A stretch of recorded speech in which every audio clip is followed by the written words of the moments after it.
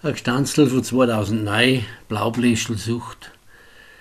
Werden vielleicht nichts damit anfangen können.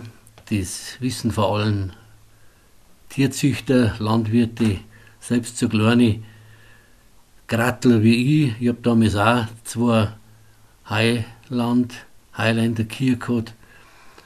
Diese Impferei, die war damals schon eine Sauerei und ist mit aller Härte von den Ämtern durchdrückt worden, gegen jede Vernunft.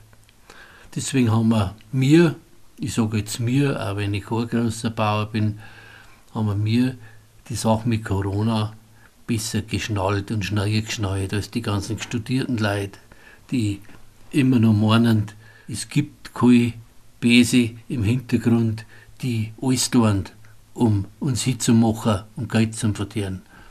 Also, zur Erinnerung, Blaubläschelsucht, Gstanzl.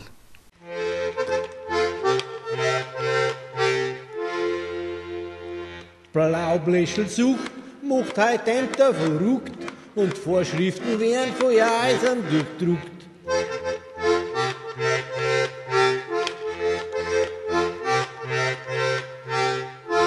Dabei ist der Impfstoff noch gar nicht nur Test, das tun sie mit unseren Viecher, Sauerei ist die größte.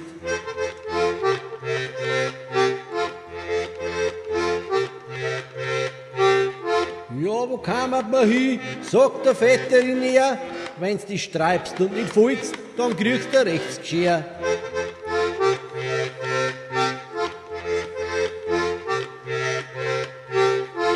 Wenn's die lang bärst, dann lassen wir die zahlen oder spüren wir die ein, wenn nix ist zum Holen.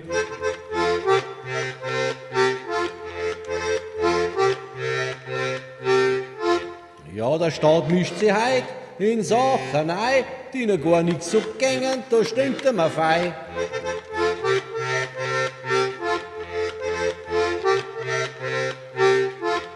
Mackerl, impfen, jeden Scheiß registrieren und dafür aber ein mehrer Gebühren kassieren.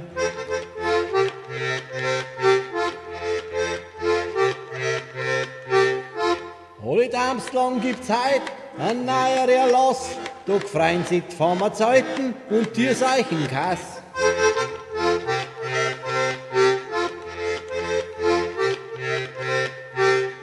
Und Milliarden Subventionen, wer kassiert denn die Ei?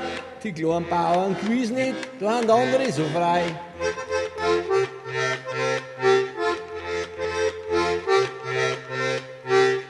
Und die Schwarzen von Schwein, wer die Gelder kassiert, damit sie gegen ihre Freundel kein Bauer nicht wird.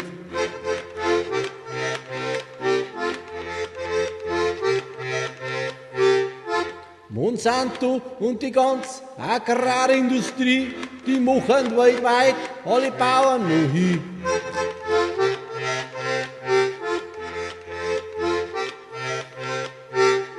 Die Kleinen segieren und die Großen protegieren, ja haben die schon gemein so baut im Hirn.